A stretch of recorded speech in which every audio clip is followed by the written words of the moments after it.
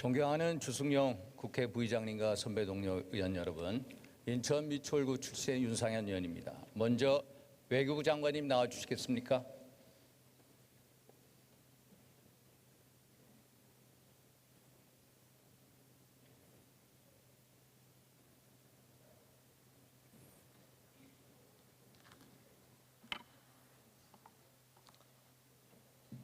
장관님, 일본의 그 반도체 핵심 소재에 대한 수출 규제, 우리 정부의 대응책이 뭡니까? 네, 정부는 연초부터 그 보복 조치에 대한 여러 가지 동향 파악을 하고 있었고, 그 가능한 시나리오에 있어서 대비를 하고 있었습니다. 이번에 세 가지 부품에 대해서 수출 규제 조치를 발표를 했습니다만, 이에 대비해서 그 세 가지에 대한 그 수출 입선 다변화, 그다음에 우리 국내 생산 능력 증강, 또 국산화 등의 노력을 산업계와 계속 노력을 하고 있습니다. 외교부로서는 이것이 정말 상식에 어긋나는 그 부당한 불합리한 보복 조치다라고 결론을 내리고 적극 즉각 철회를 할 것을 독려를 하고 있습니다. 또 이 일측의 이 조치가 부당함을 저희 나름대로의 그런 어떤 그 논리를 또 잘 개발을 해서 대외적으로 설명을 하고 있습니다. 장관님께서 말씀하신 조치들이 비상경에 들어간 발등에 불 떨어진 우리 기업들한테 실질적인 도움이 됩니까? 네, 그런 어떤 외교적인 조치들이 실질적으로 도움이 된다 이렇게 말씀드리기에는 좀 어렵겠습니다만, 어쨌든 그 일본의 이러한 조치가 부당하다는 그런 어떤 국제의 그런 여론 조성이라든가 이런 것을 통해서 일측의 철회를 견인해내는 데서는 분명히 필요한 조치라고 생각을 합니다.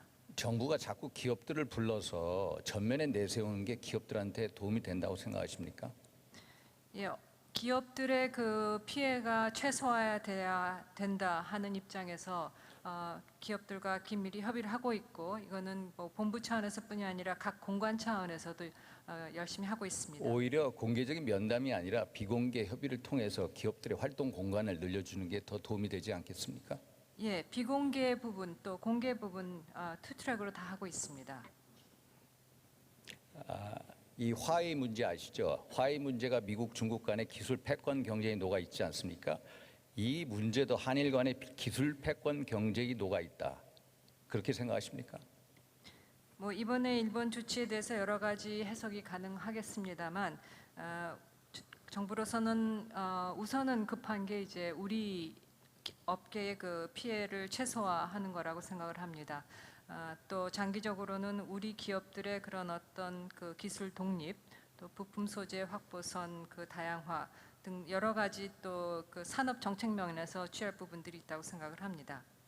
네, 장관님, 이 문제는 근본적으로 정치 문제이기 때문에 제가 수개월 전부터 청와대가 나서야 된다, 아베 총리 관저하고 특사 교환을 해야 된다, 그걸 도대체 받아들이지 않았습니다. 그래서 결국은 정의용 국가안보실장이 야치 쇼타라 국가안보국장을 공개든 비공개든 3자를 통해서 만나라, 그것도 들었지 않았습니다. 그래서 제가 외교통일 위원들하고 일본에 가서 와타나베 미키 참여 외교방위원장 만나서 대화했습니다. 그런데 거기서 뭐라고 하냐면은 일본 측의 중재위 구성 요청에 응하지 않으면 G20 오사카 정상회의에서 한일 간의 정상회담이 없다라고 확 잘라 얘기했습니다. 이런 거 눈치채지 못하셨습니까? 예, 여러 가지 일본의 논의 동향에 대해서는 계속 분석을 하고 있습니다만, 결국 외교부는 외교 채널을 통해서 들어오는 일본의 공식 입장을 보고 협의를 해나가는 것입니다. 뭐 우리도 그렇지만 일본에도 다양한 의견들이 있습니다. 그래서 그런 여러 가지 동향을 보면서 외교적인 그런 노력을 하고 있습니다. 작년 10월 대법원 강제징용 확정 판결 이후에 우리 외교부의 노력이 뭐가 있습니까?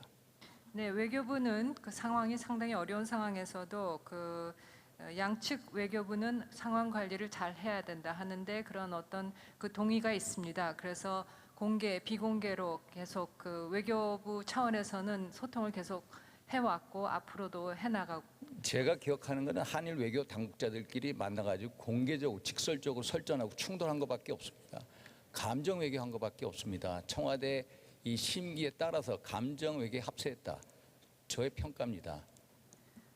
예, 감정 외교는 아니고요. 어쨌든 저희로서는 그 기본적인 그 노선, 과거사 문제는 과거사 문제로 풀어 나가되 한일 관계의 그 발전을 위해서 실질 협력 관계라든가 이런 것은 이렇게 투 트랙으로 추진을 해야 된다 하는 그런 기본 입장을 가지고 있는데 아시다시피 그 일본이 여기에 응해 오지 않았기 때문에 지금 이런 더욱더 어려운 상황이 됐다고 생각을 합니다. 장관님, 오히려 일본 측에서는 1월 9일 날 외교적 협의 요청했죠. 우리 응하지 않았습니다.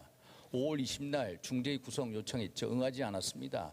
6월 19일 다시 3개월 동안 중재위 요청했습니다. 응하지 않았습니다. 거꾸로 생각해 보십시오. 그 외교적 노력이 있었습니까? 응하지 않았다고 해서 저희가 저희 대응 방안을 강구하지 않고 있었던 건 아닙니다. 이 사법부의 판단, 거기에 따른 사법 절차가 진행되는 것을 보면서 그 상황 파악에 따라서 지금 이 시점에서는 이러한 안이 가장 현실적이다 하는 판단하에 저희 안을 얼마 전에 갖고 있었던 거고요. 일본이 요청했던 뭐 3조 1항, 3조 2항, 3조 3항에 대한 일본이 제시한 그 타임 프레임은 그거는 구속력 있는 것이 아닙니다. 그래서 우리가 응하지 않았다는 것은 정확한 표현이 아닌 것 같습니다. 저희가 응하기 위해서 저희의 대책을 마련하기 위해서 충분한 시간을 요했다 이렇게 말씀드리겠습니다. 아베 총리하고 니시무라 관광부 장관이 얘기한 부적절한 사안이 뭡니까? 도대체 있습니까? 예, 저희도 그 부분에 대해서 일측의 설명을 요구했습니다만 아직까지는 그런 설명이 제공이 되고 있지 않습니다. 오히려 알아보려고 하고 이게 거짓이라면 당연히 항의해야 되는 거 아닙니까? 그렇습니다. 지금까지는 일본이 아무런 증거나 정보 제시 없이 그러한 그 저희의 그 수출 통제 체제에 뭐 문제가 있다는 이런 발언들을 하고 있는 거에 대해서 저희가 항의도 하고 증거 제시를 해달라 이렇게 얘기를 하고 있습니다. 장관님은 1965년 한일 청구권 협정 인정하십니까? 예, 청구권 협정이 그 국회에서도 비준 동의를 받은 그리고 이번에 우리가 그 사법부의 그런 판단이 있다고 해서 이것을 깨거나 재협상을 한다 하는 입장은 아닙니다. 일본 정부는 1965년 한일 청구권 협정에 의해서 강제징용 피해자 문제가 완결됐다라고 하는데 우리 정부의 입장은 뭡니까? 지금 정부의 입장은 이 문제에 관련해서 우리 최고의 법원이 내린 그 판단을 존중하면서 문제를 풀어나가야 된다는 것이 기본 입장입니다. 그런데 문제 풀어가는 노력하셨습니까? 예, 상당히 그 입지가 적은 상황입니다. 왜냐하면 우리 사법부의 그 판단이 일본이 국제법 위반이고 그것을 정부가 나서서 시정을 해야 된다 하는 이러한 입장을 갖고 있기 때문에 어떻게 보면은 그런 불가능한 것을 지금 요구하고 있는 상황인데 설리 운우호 관계를 관리해 나가는 데 있어서 그런 불가능한 입장을 요구한다는 것은 그것은 상당히 문제가 있다고 생각합니다. 그래서 우리의 그런 어떤 사법적인 판단과 한일 관계 관리 위해서 정말 고민 끝에 가장 현실적인 방안을 만들어서 일본 측에 제시한 거고 지금도 정부로서는 지금 뭐 불합리한 그 보복 조치 철회는 물론이고 우리가 고심 끝에 만들어낸 이 안이 지금으로서는 현재로서는 가장 현실적인 방안이다라고 생각하고 일본 측에 지속적으로 심도 있는 그런 어떤 고려를 해주기를 촉구하고 있습니다. 한일 청구권 협정 대법원 판결 어느 게 우선합니까? 예, 저희 삼권 분립의 그 민주 정부라고 하면은 당연히 우리 최고 법원의 그 판결을 정부로서는 가장 존중을 해야 된다고 생각합니다. 그리고 대법원의 판결이 청구권 협정을 부인하거나 깨는 것은 아니고 다만 그 청구권 협정은 그 재산 또 민사상의 채무 채권에 관한 것이고 그 청구권 협정에서 다루지 못한 불법 식민 또 침략 전쟁 하에서 일어난 그 반인도적 불법 행위에 대해서는 여기에 따른 그 정신적 피해에 대한 위자료는 그 커버가 안 되었기 때문에 사법부가 이번에 그 판시를 통해서 그 부분을 지적해 준 것이라고 생각을 합니다. 그럼 청구권 협정하고 대법원 판결을 조화롭게 할 방법은 없습니까? 예, 그 찾기 위해서 결국은 고심을 하고 있는 그게 상황입니다. 장관이 그게 정부의 역할이고 그게 정치고 그게 외교 아닙니까? 그렇습니다. 예, 근데 말씀드렸듯이 사실 상당히 그 일본 측이 요구하고 있는 그 장관님께서 말씀하신 이 안이 최고의 합리적인 안이다. 6월 19일 날 발표하셨습니다. 그렇죠? 1월 달에도 그 안이 있었어요. 근데 문기에다가 왜 갑자기 6월 19일 날 발표하셨습니까?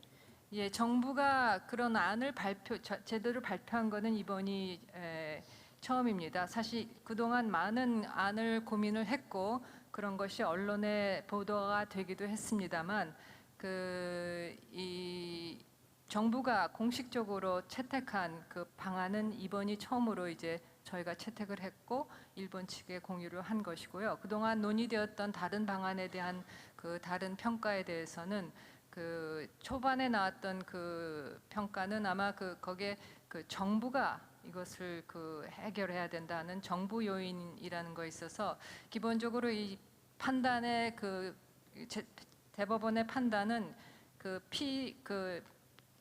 소송의 원고인 우리 피해자, 그다음에 소송의 피고인 일본 기업에 대한 그 민사 소송이었는데 그 일본 기업이 물어야 된다는 그 배상금을 정부가 나서서 어떤 그 대신해 준다 하는 것이 그런데 이 안에 대해서 일본 정부도 반대하고 피해자들도 반대하고 있지 않습니까? 네, 피해자들의 뭐 반대한다 그렇게 일괄적인 의견을 갖고 있는 상황은 아닙니다. 장관님, 이 안을 발표하기 전에 3일 전 조세영 외교부 1차관이 일본 정부 관계자 만나서 제안했어요. 근데 거부당했습니다. 그런데 3일에 또 제안했어요. 일본은 왜 거부된 안을 또 제안하느냐, 이렇게 분노하지 않을 수 없는 거 아닙니까? 네, 그 외교 협의의 상세 내용을 다 밝힐 수는 없겠습니다만 우리로서는 그 가장 현실적인 지금으로서 가장 현실적인 방안이었고 그 협의를 해보자 하는 그런 입장에서 제시를 했습니다. 뭐 일본이 워낙 그 기본 입장이 강했기 때문에 당장 수용할 수가 없다 하는 그런 반응이 있었던 건 분명하지만 저희로서는 만든 거에 대해서도 국민들께서 굉장히 궁금해하시는 상황에서 이거를 발표를 해야 하는 그런 상황이었습니다. 3국을 통한 중대 요청 답변 시간이 7월 18일입니다. 어떤 입장이십니까? 예, 그 중요한 그런 하나의 그 시점이 될 것으로 저희도 생각을 하고 정부로서 여러 가지를 지금 그 정부가 그 시점을 계기로 어떤 그 입장을 취해야 될지 지금 고민을 하고 있습니다. 중재위 구성 요청 응하지 않는다는 거죠. 그것을 포함해서 다 여러 가지 대안을 고민하고 있습니다. 나가민에 대해서는 일단 3국 중재 요청을 받아들여라. 그리고 중재위를 통해서 결과까지 날 때까지 기간이 있으니까 그 사이에 정책 해결을 도모하자. 이 안에 대해서 어떻게 생각하십니까? 뭐 여러 가지 안을 고민을 하고 있다고 다시 말씀드리겠습니다.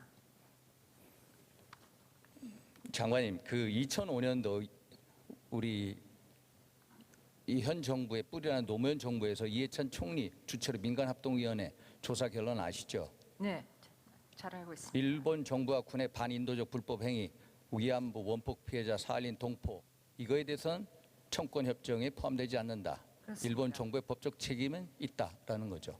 강제징용 피해자들에 대해서 어떻게 결론 내렸습니까? 강제징용 피해자들에서는 포괄적으로 해결이 되었다 이렇게 결론. 네, 일단 해결이 됐으니까 일단 청구권 협정에 포함됐다라고 봤고, 그리고 보상이 불충분했기 때문에 2007년도 7만 2천 명에 대해서 6,300억 위로금 지불했죠.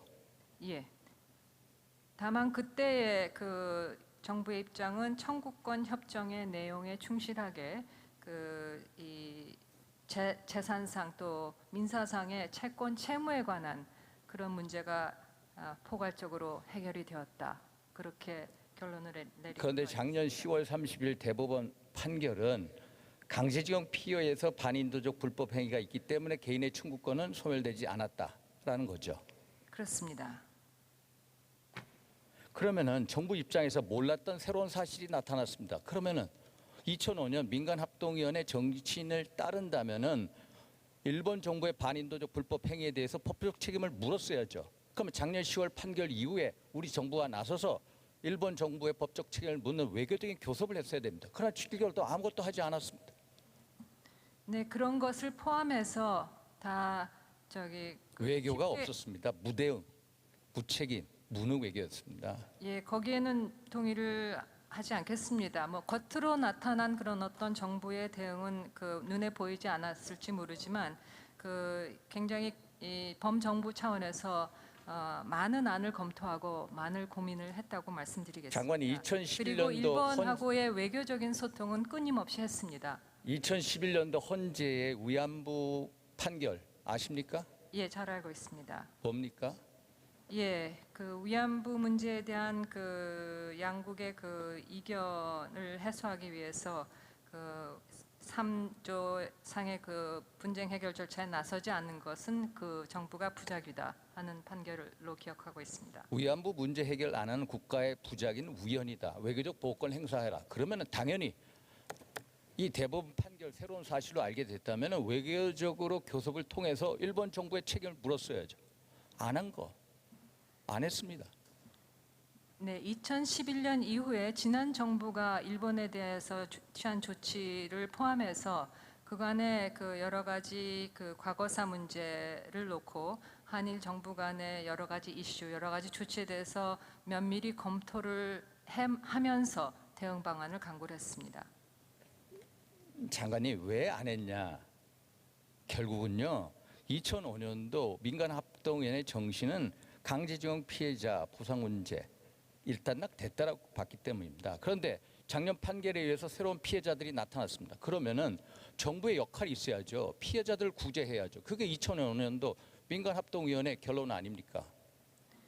예, 정부로서는 최고 법원의 최고 법원이 내린 그런 어떤 아니, 판단을 장관님 피해자 구제 원칙에 따라서 정부가 나서서 위로금을 줬어야죠. 그리고 사법부 판단대로 예를 들어서 우리 정부가 일본 기업으로부터 일본 정부를 통해서 일본 기업으로부터 다시 돈을 받아내는 방법이 있지 않습니까? 예, 그걸 왜 두 가지를 조화시키지 못합니까? 그 사법부의 판시는 분명히 소송 당사자인 일본의 기업이 그 배상금을 물어야 한다 하는 그런 그러니까 우리 판시였습니다. 정부가 먼저 위로금을 지불하고 일본 정부하고 교섭을 통해서 일본 기업이 또 돈을 받아내게끔 하자라는 겁니다.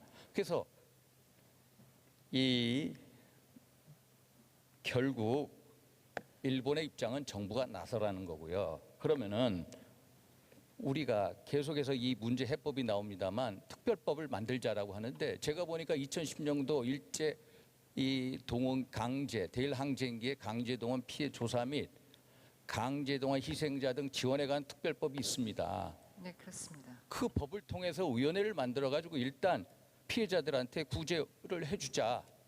그 인원도 3,000명도 안 됩니다. 그 다음에 일본 정부하고 정책 교섭을 통해서 일본 기업으로부터 돈을 다시 받아내자. 이게 제가 드리는 제안입니다. 한번 검토해 주시기 바랍니다. 예, 의원님 그 다시 말씀드리지만 그런 그 과거에 있었던 그런 어떤 입법 조치, 정부가 한 조치 이걸 모든 것을 정말 끊임없이 고민을 했습니다. 그리고 지금 나온 것은 지금 정부가 최선이라고 말씀드리긴 좀 뭐합니다만 현실적으로 가장 가능한 대안으로 마련하고요. 이것을 기본으로 일본과는 이제 협의를 해보자 하는 차원에서 지금 제안을 한 내용이고 앞으로도 저희로서는 우리 정부로서는 이것이 충분히 협의해 볼 만한 아니라고 생각을 하고 또 정부가 또 적극적으로 나설 때는 정부가 나설 수 있도록 그렇게 그 앞으로의 그런 어떤 수순에 대해서도 생각을 하면서 지금 그 일본 측과 협의해 나갈 생각입니다. 우리가 계속 호기만 부려서는 안 된다. 감정 외교하면 안 된다. 정말 국익 차원의 우리가 이걸 어떻게든 해결하려는 노력 필요하다 말씀드립니다. 네, 잘 유념하겠습니다. 장관이 영변 핵시설 폐기가 되돌릴 수 없는 북한의 비핵화 맞습니까? 네, 영변 핵시설이 뭐 북한의 핵 프로그램에 어느 정도 비중을 차지하느냐에 대해서 뭐 여러 가지 평가가 있습니다만 평가가 수치상으로 어떻게 다양하게 나오는 거에 상관없이 기본적으로 북핵 프로그램의 근간이고 또 상당히 방대한 그런 시설입니다. 핵 농축, 플루토늄 재처리 뭐 등등 굉장히 방대한 그런 시설이기 때문에 이러한 그 시설이 검증이 되는 가운데서 폐기가 된다 하면은 정말 실질적 비핵화에 있어서 큰 진전이라고 생각을 합니다. 대통령께서 그렇게 말씀하신 걸로 알고 있습니다만 그 취지는 그러한 검증된 완전한 영변 폐기가 이루어진다 하면은 그 되돌릴 수 없는 비핵화로 나가는 첫 입구가 될 것이다 하는 그런 취지에서 말씀하신 장관이 걸로 되돌릴 수 없는 비핵화도 무슨 단계가 있습니까? 입구가 있고 뭐가 아닙니다. 되돌릴 수 없는 비핵화, 되돌릴 수 없는 비핵화 하나의 포인트의 문제입니다. 이건 말장난입니다. 이거는 해명해야 되는 게 아니라 취소해야 됩니다. 왜 그런지 아십니까? 북한이 영변 말고도 수많은 농축 시설이 있기 때문입니다. 우라늄 농축 시설. 정말 1994년 제네바 핵 합의 이후에 영변 핵시설은 일종의 협상 카드를 쓰고 나머지 여타 지역에 우라늄 농축 핵시설 많이 해놓은 겁니다. 그래서 영변만 가지고 미국하고 IAEA하고 영변 가동했다, 동결했다, 또 폭파했다 이런 식으로 장난치면서 몰래 핵무기 개발해 온 겁니다. 동의하십니까? 네, 북한의 핵시설이 영변을 넘어서 상당히 방대하다 하는 것은 뭐 한미 그 정보 군 당국도 다 같은 평가입니다. 그 상세 내용에 있어서는 정보 사항이기 때문에 공개적으로 밝힐 수는 없겠습니다만 바로 그렇기 때문에 그 북핵 문제에 대한 이번에 그 접근 방법은 포괄적인 접근 방법. 그래서 포괄적인 그림을 일단 그리고 나서 구체적으로 어떤 스케줄을 갖고 어떤 부분을 그럼 폐기해 나갈지 이러한 그 협상과 그 협의를 계속 해 나간다 하는 것이 처음부터 저의 또 미국과 같이 공유하는 접근 방법입니다. 영변 말고 영변 이에 수많은 핵시설이 있는데 그 진실을 감추고 영변이라는 허상을 완전한 비핵화의 기준으로 삼는 거 국민을 속이는 겁니다. 동의하십니까? 예, 그런 어떤 이 신뢰의 부족에서 오는 그 부분들이 분명히 있기 때문에 그 협상을 해나가면서 서로 신뢰 구축 조치도 끊임없이 해나가야 된다고 생각합니다. 장관이 1992년 5월 북한이 IAEA에 자진 신고한 북한의 핵시설 몇 개인지 아십니까? 사찰 대상으로 신고한 것. 예, 제가 정확히 기억이 안 납니다. 16곳입니다. 16곳 중에 영변 핵시설 몇 개인지 아십니까? 네, 제가 기억이 7개, 신포 3개, 평산 2개, 나머지 지역이었습니다. 지금부터 27년 전에 영변 말고도 과반 이상이 다른 핵시설이었습니다. 그런데 영변만 가지고 완전한 비핵화의 단계다. 무슨 되돌릴 수 없는 비핵화다. 이거는 한마디로 사기치는 겁니다. 네, 그 하노이 합의가 무산이 되고 그 북한 외상이 기자회견을 하면서 지금의 신뢰 단계에서는 영변 핵폐기라는 얘기를 했기 때문에 역시 그 신뢰가 크게 문제가 되고 있는 것 같습니다. 그래서 자꾸 대통령께서 이 말씀하시는데 진실을 제대로 가르쳐 주십시오. 수고하셨습니다. 네. 총리님 나와 주시겠습니까?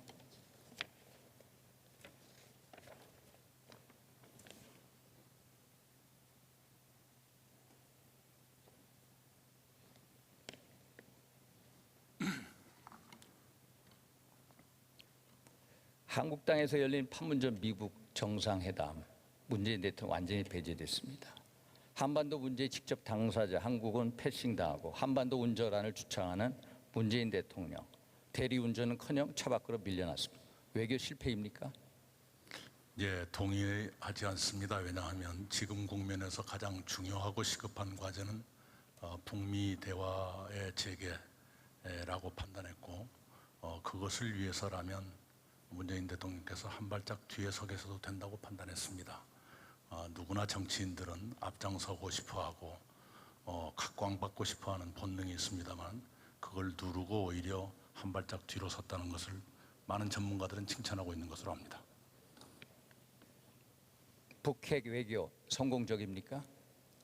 열심히 가고 있다고 생각합니다. 물론 북한이 핵 개발을 시작한 지 27년 됐습니다. 그것이 하루아침에 갑자기 좋아지거나 그러기는 어렵다는 것을 잘 압니다. 그러나 신념을 가지고 앞으로 나아가고 있다 이렇게 말씀드리겠습니다. 우리는 북핵 문제 당사자입니까? 중재자입니까? 촉진자입니까? 물론 당사자입니다만 잘 아시겠습니다만 2017년 6월 문재인 대통령과 트럼프 대통령의 첫 정상회담에 나온 한미 공동선언을 보면 이렇게 되어 있습니다. 북핵 문제에 대해서는 한미가 긴밀히 공조한다. 사실상의 미국 주도라는 것을 담고 있고요. 우리 한국의 주도를 트럼프 대통령이 지지한다라고 되어 있는 것은 남북관계 개선을 포함한 평화통일 여건 조성, 이것은 한국의 주도적 역할을 지지한다. 이렇게 좀 구분되어 있습니다. 당사자 역할, 중재자 역할 어느 게 더 중요합니까? 지금 저희들로서는 남북관계 개선과 북미